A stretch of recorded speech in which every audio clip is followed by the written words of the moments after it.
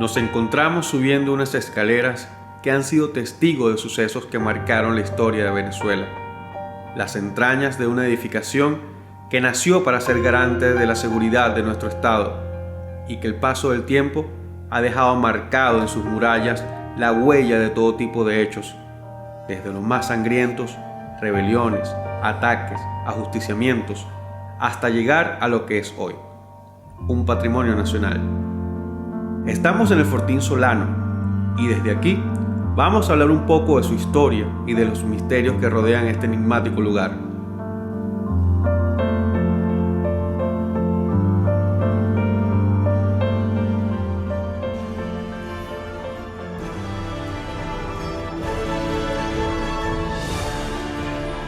Carabobo Mágico, un podcast donde la historia y el misterio se conjugan para descubrir los sitios más enigmáticos de esta región de Venezuela, con los investigadores Luis Cabrera y Giovanni Nani.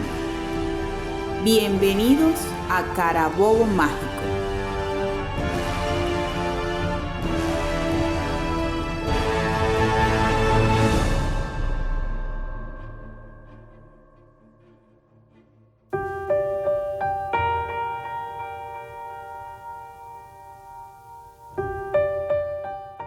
Y bueno, Luis, después de subir estas escaleras y estar aquí en el Fortín Solano y tener una vista 360 grados de Puerto Cabello, y la verdad es que es algo mágico, ¿no? Es impresionante. Haciendo un viaje en el tiempo, uno se puede imaginar cómo era la vista en ese entonces, donde lo único que existía era la costa y el pueblo de Puerto Cabello, que para ese entonces tengo entendido que se llamaba le llamaban la Plaza de Puerto Cabello. Y es que Puerto Cabello siempre ha sido un pueblo, ahora una ciudad sumamente importante para Venezuela. Puerto Cabello es una ciudad que está llena de misterio, llena de magia. Como todas esas ciudades coloniales de siglos de historia, sus calles, sus paredes están llenas de anécdotas, de historia, de cuentos, y eso es lo que nos ocupa hoy aquí. Vamos a hablar un poco sobre eso aquí en el Fortín Solano. Sí, Puerto Cabello, por ser epicentro comercial del país, fue muy visitado por extranjeros, tuvo un tránsito importante. Estratégicamente, desde lo militar también fue muy resguardado, porque era un flanco bastante importante para tomar en cuenta. Y esto hacía que lo visitaran personas de distintas partes y distintas latitudes, y es esa mezcla precisamente lo que hace que las culturas se vayan dando, o sea, se van tomando su propia morfología. Luis, hace unos días estuve hablando con una amiga que se llama Grisel Lecuna Bavaresco. Ella es una porteña enamorada de Puerto Cabello, realmente. Es una persona que se ha dedicado a estudiar también su historia y sus misterios y sus leyendas. Ella tiene un libro que se llama Mi Puerto y sus leyendas urbanas. Y en una súper amena conversación estuvimos hablando de algunas cosas bien interesantes. Es más, te voy a poner un audio aquí de WhatsApp que ella me mandó, en la que habla de todas esas leyendas, esas anécdotas y esos cuentos que al día de hoy todavía están vivos en Puerto Cabello. Hacia el pueblo San Esteban hay una curva que es muy pronunciada, y que supuestamente allí en plena curva aparece un ahorcado. Y que si vas hacia la playa, vía hacia la base naval, te comen la flecha y ves el retrovisor de tu carro, vas a ver que detrás en la parte trasera del asiento está una novia.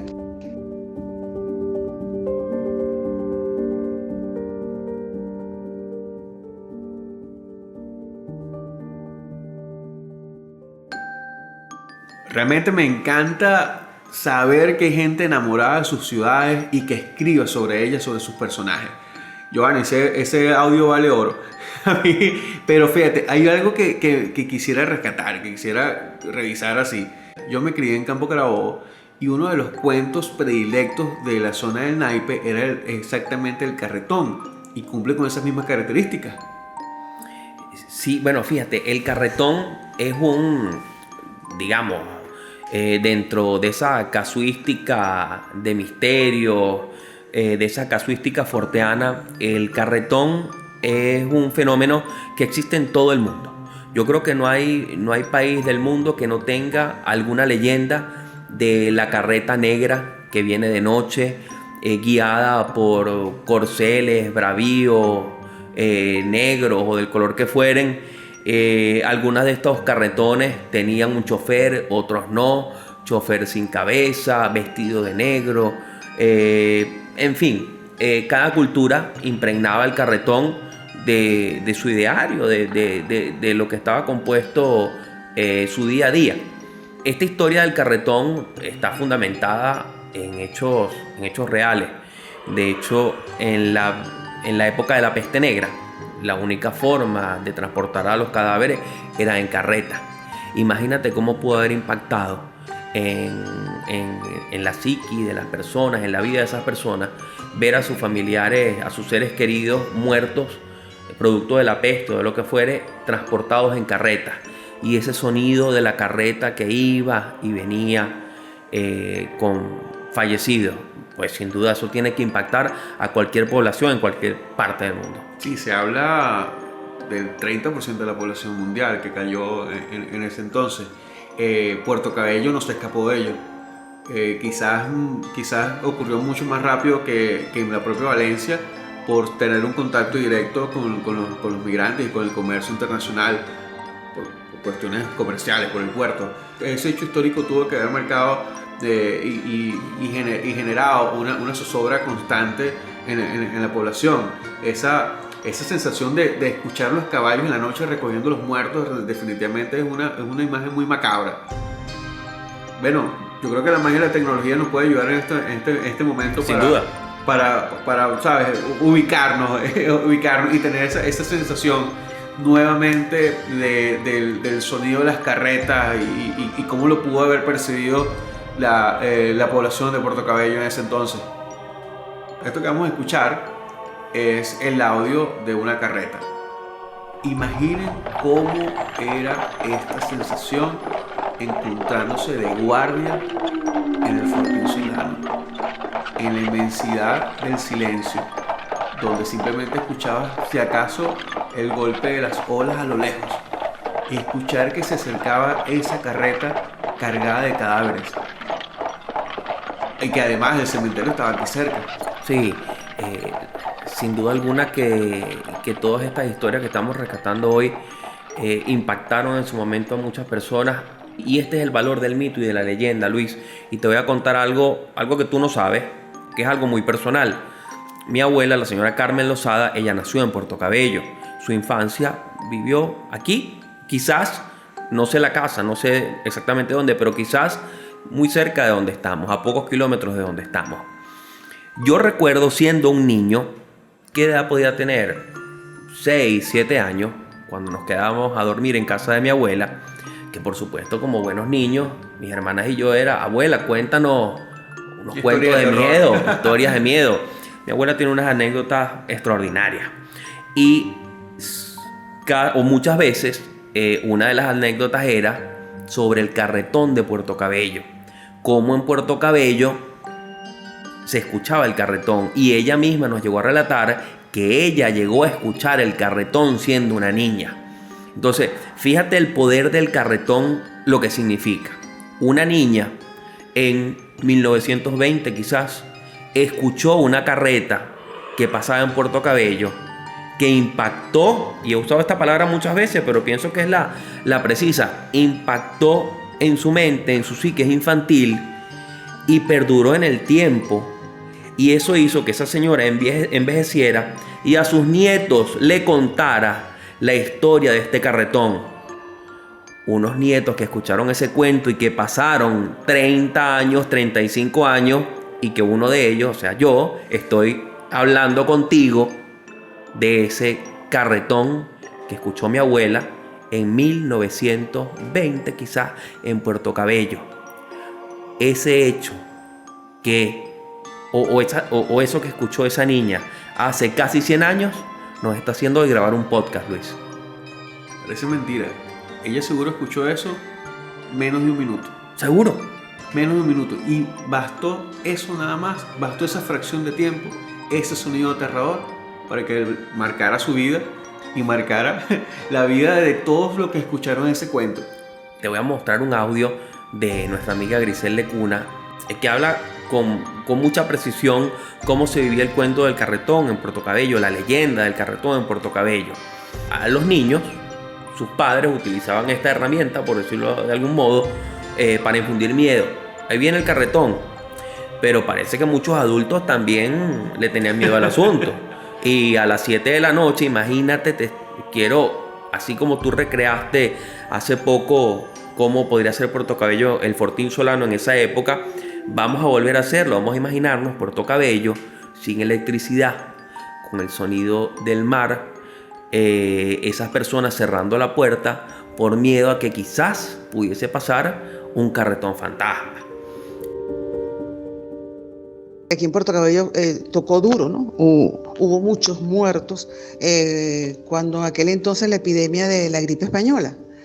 Y entonces, bueno, no sabían dónde poner a tanta gente porque era impresionante, según lo que cuentan. Y entonces en la sabana de Santa Lucía, allí acondicionaron el terreno para sepultar el pocote de cadáveres que la peste dejaba, ¿no? Y entonces encargaron a este señor que le decían Carotica, que era el dueño de la carreta, para que entonces montara a los muertos y los llevara hacia aquella zona, aquella sabana. Él iba de casa en casa preguntando, ¿hay muertos? Entonces, bueno, la gente, muerto, lo montaban. Había personas que no estaban muertas, pero que parecían. Y después a la final, cuando llegaban allá, imagínate, empezaban a gemir y entonces, no, que el muerto se paró, se resucitó y todas esas cosas. Yo pienso que allí empezó a los abuelos, a los tíos y toda esa gente a contar esa historia de que una vez que estaban allá se paraban los muertos, entonces iban a buscar a la gente que se portaba mal, que todas esas cosas, los adúlteros y todas esas cosas. Y entonces, claro, lo pusieron más dramático. Se suponía que eran 2 caballos briosos que estaban, que iban a buscar a los muertos, y el que lo manejaba era Lucifer. Él buscaba las almas que estaban en pena y todas esas cosas. Y claro, el ruido que hacían, sabes que no, las calles no eran asfaltadas, sino eran piedra. Entonces, claro, esas carretas que eran de esas ruedas grandísimas hacían mucho ruido. Y cuando pasaban por las casas, la gente bueno, yo creo que llegaba a las 6 de la noche y trancaban ya las puertas y las ventanas por el temor de que si estaba algo abierto, venían y se llevaban a algún alma que estaba por ahí. Y entonces, para ahuyentar a esta carreta o este carretón, ellos se persignaban y rezaban el credo. Esa es una de las cosas que dice aquí Puerto Cabello. La trayectoria que hacía este carretón era desde el centro, en aquel entonces se le decía Puente Dentro, que es casi toda la parte colonial, y de allí se iba directamente hacia el Fortín Solano.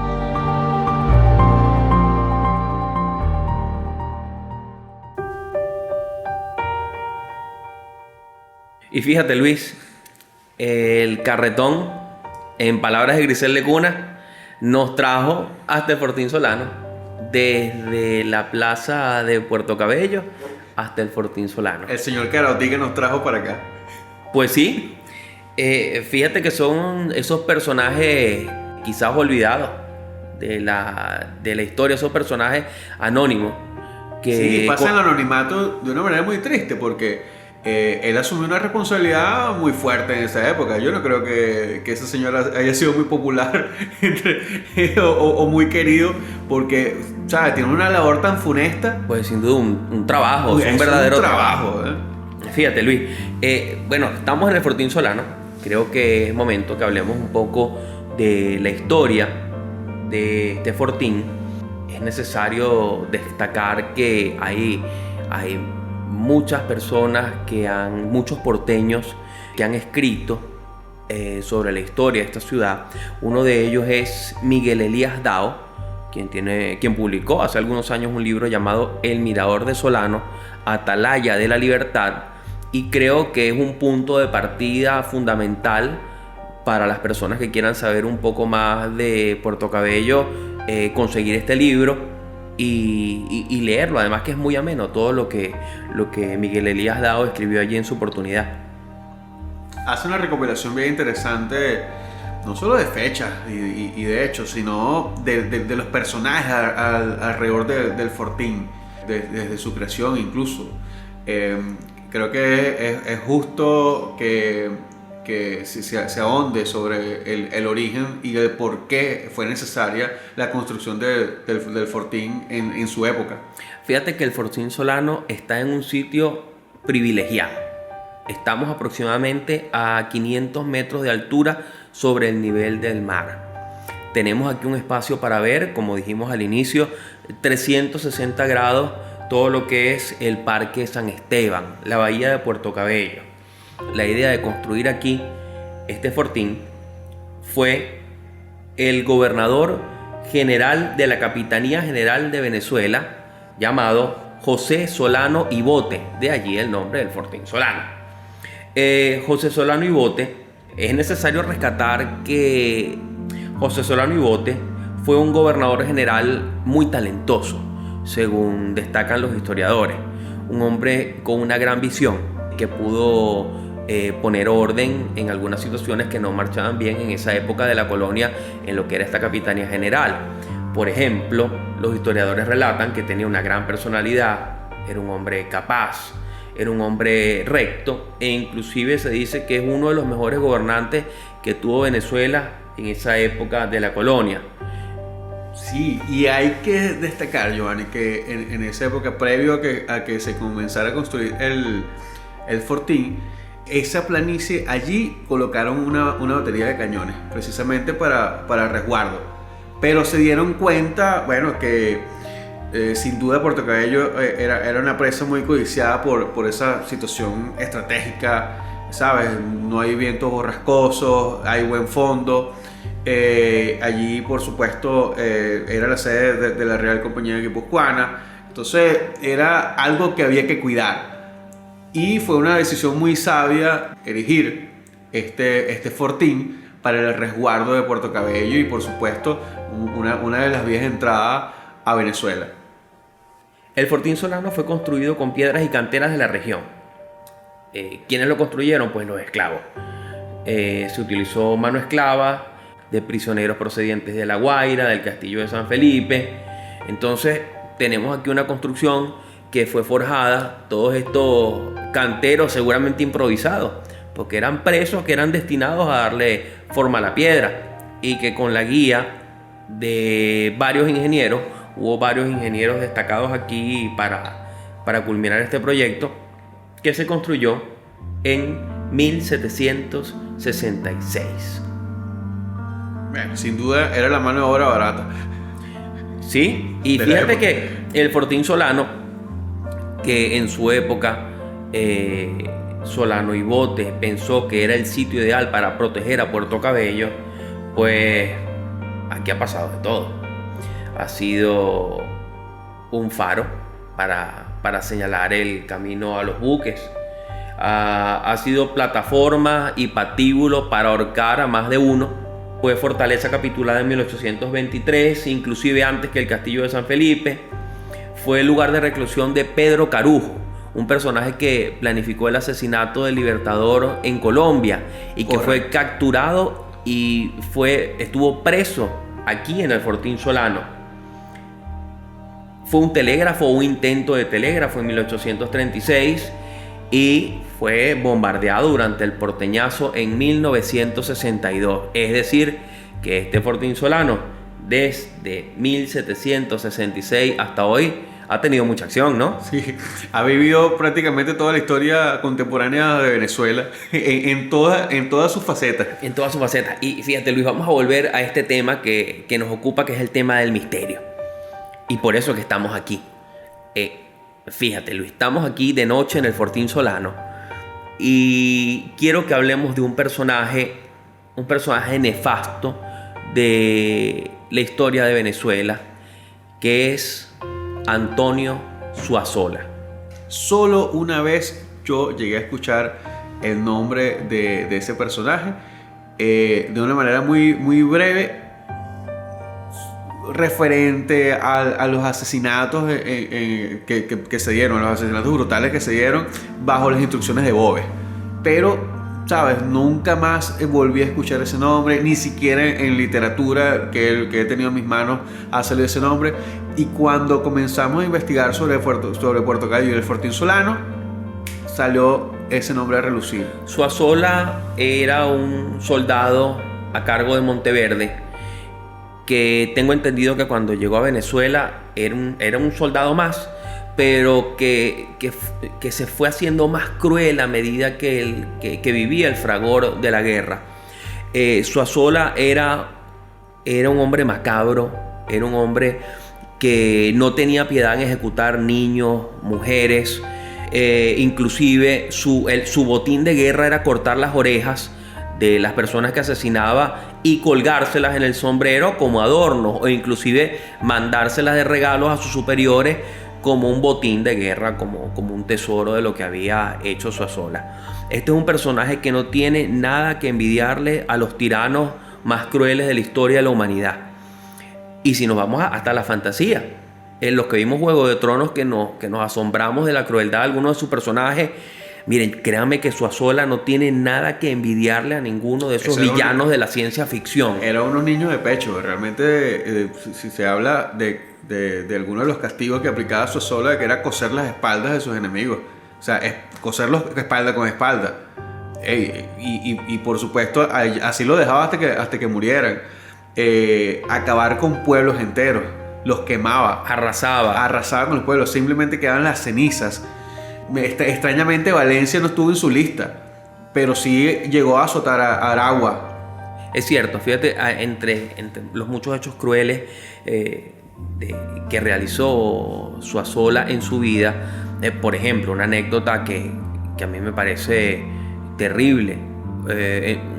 Una vez capturó a un hombre inocente, un campesino inocente, por el simple morbo de capturarlo. Y la esposa de este señor fue a pedir clemencia por él. Inclusive uno de sus hijos, un muchacho joven de 12, 13 años, fue inclusive a ofrecerse como intercambio. Imagínate, un muchacho inocente que dijo: yo me entrego para que liberen a mi padre. Y Zuazola apresó al muchacho y los asesinó a los dos. Un hombre cruel que no tenía piedad con nada ni con nadie. Ese hombre cruel tuvo el destino que se merecía. Definitivamente. Tengo entendido que Zuazola fue capturado en Puerto Cabello. Es correcto, fue capturado en Puerto Cabello. Y de hecho nuestro libertador Simón Bolívar se alegró personalmente de haber capturado a Zuazola. Lo tenía en la mira de hace mucho tiempo. Por supuesto, él conocía el personaje. Y le notificaron que lo capturaron en Puerto Cabello. Y de allí comienza comunicaciones con el bando enemigo a ver por qué podían cambiar a Zuazola. Ya, era un prisionero de guerra. Fíjate, Monteverde tenía prisionero a un soldado llamado Diego Jalón, que era un soldado español que después se hizo parte de la causa revolucionaria del Libertador y se unió al ejército patriota. Ahora bien, él estaba preso y Bolívar vio el momento de oportunidad e instruyó a Urdaneta que girase una correspondencia donde ellos ofrecían cambiar a Zuazola por Diego Jalón. Sin embargo, Monteverde la rechazó porque Jalón era un militar de un alto rango y Zuazola no lo era. Zuazola simplemente era un asesino. Era un asesino. Un gran asesino. Y el Libertador dio la orden inmediatamente de ahorcar a Zuazola en un mástil en el Fortín Solano. Que sobre esto los historiadores tienen un par de hipótesis. Sí. Algunos dicen que lo ahorcaron inicialmente en la Plaza Puerto Cabello y después lo transportaron hasta el Fortín Solano. Otros que lo ahorcaron directamente en el Fortín Solano y allí lo dejaron como un trofeo colgado. Así es, de eso sí no hay ninguna duda. Uno de los hombres más crueles que derramó litros y litros de sangre de venezolanos, su destino final fue estar colgado aquí. Quién sabe, a lo mejor tendríamos ese mástil, a lo mejor estaría muy cerca donde estamos nosotros aquí ahorita. De hecho, fíjate Luis, aquí tengo algo que quiero leerte. La Gaceta de Caracas, el día 9 de septiembre de 1813, registró el ajusticiamiento de Zuazola en una nota cuyo texto es el siguiente: un grito de alegría ha resonado desde la desolada Aragua hasta los más remotos climas americanos, al saber que ha terminado su odiosa existencia, abominable monstruo. Giovanni, cuando mencionan a un personaje en una gaceta, es porque lo estaban buscando desde hace tiempo. Era apetecible encontrarlo. Y el motivo que nosotros estemos hablando de Zuazola hoy aquí no es casualidad. Es porque muchos han sido testigos de una figura siniestra, macabra, que deambula en las noches de luna llena por el Fortín Solano y que atribuyen al espíritu de Zuazola. Es posible que esté como alma en pena, aún atrapado en estos muros, después de haber cometido tantos crímenes contra inocentes. Zuazola quizás está aquí escuchándonos, quizás está acá atravesando alguno de estos muros, esperando su oportunidad para librarse de ese plano. Y más de uno ha sido testigo de haberlo visto en una fecha en específico. Así es, Luis. Y es que Zuazola fue ejecutado el 4 de septiembre de 1813. Y dicen que en esa fecha, todos los años puede verse a Zuazola deambulando por el Fortín Solano. 4 de septiembre. Bueno, a mí se me hace muy gracioso dentro de todo. Imagínate tú ser un soldado raso que está allí prestando servicio en el Fortín Solano y te cuentan la historia de que el gran asesino Zuazola estuvo guindado allí. Por supuesto, en la fecha de su asesinato, las especulaciones eran muchas. Y es que Zuazola no es el único fantasma que se aparece aquí en el Fortín Solano. Hay otros, como por ejemplo Diego Tolonay. ¿Has escuchado hablar de él, Luis? No, ese no. Mira, Diego Tolonay relata la leyenda que fue un guajiro que prestó servicio en el Fortín Solano. Era una persona, con el perdón de este señor, era un borrachín. Okay. Que siempre estaba, haciendo bromas y trataba de... ¿Le gustaba entonarse? Sí, le gustaba tratar de meter escondido el licor al Fortín Solano. Lo cierto es que sus superiores dijeron, bueno, no podemos más contigo, y le dieron de baja. A los pocos días, este señor, Diego Tolonay, fue encontrado muerto. No se sabe cómo, pero fue encontrado muerto cerca del Fortín Solano. Desde allí... ¿En qué partes? Bueno, ¿en qué parte? Según Miguel Elías Dao, Tolonay fue encontrado en la esquina de la Alcantarilla. Si mal no recuerdo, ese es el sitio donde se hizo la foto del porteñazo. La que tiene el sacerdote. La foto hecha por Héctor Rondón, que es el único Pulitzer que tenemos. No lo sabía. Lo cierto es que tiempo después, muchos de los compañeros de Tolonay también manifestaron que su espanto, que su espíritu aparecía por ahí. Ah, fíjate tú. Hay varios visitantes en el Fortín Solano. Yo de Tolonay realmente no he escuchado, pero de otro llamado Rosso Busic, sí. Rosso Busic. Sí, Rosso, tengo entendido que era un personaje que trajeron muy joven de Barlovento. Una persona de tez muy negra, o sea, de rasgos africanos, de contextura fuerte. Y bueno, ya, lo trajeron para que cumpliera el servicio. Pero el tipo era un bromista. Y le gustaba en la noche oscura de disfrazarse y de espanto cerca del cementerio, asustar a los transeúntes. ¿Y qué pasó? Bueno, tiempo después murió. Lo encontraron muerto allí. Allí mismo. Allí mismo. No se dice realmente ni se ha escrito sobre las causas de su muerte. Quién sabe si a alguien no le gustó uno de sus chistes. Es posible. O bueno, o también se entregó a la bebida, que era algo muy común en la época. Lo cierto es que tiempo después comenzó nuevamente Rosuzich a aparecer, o al menos eso decían algunos transeúntes, que bueno, caminaban, transitaban por allí, a veces andaban a caballo y veían a alguien azotando unos brazos larguísimos con una como lo sábana. hacía Rosso en vida. Es correcto. Bueno, Luis, fíjate, hoy aquí desde el Fortín Solano hemos tenido una conversación donde hemos regresado a la vida leyendas y misterios que quizás estaban perdidas. Te hablé de mi abuela hace un rato y estoy recordando ahorita algo que ella siempre nos decía. Cuando éramos niños siempre comentaba: cuando llegó la luz se fueron los espantos. Y es verdad, desde que llegó la luz estas historias de fantasmas, espantos, leyendas, mitos, que yo creo que son parte de nuestra idiosincrasia, creo que son parte de nuestra identidad cultural, creo que es un patrimonio inmaterial de nuestro estado y de nuestro país, se ha ido perdiendo. Sí, y fíjate que esa frase de tu abuela me conecta con mi abuelo materno, con Máximo Leal. Claro, él estaba en coro, él realmente era cumareo. Y en uno de sus relatos comentaba que en uno de esos pasajes que había, de noche la gente no quería transitar por ahí porque que se le salió un fantasma, que lo veían colgado de un árbol, ¿verdad?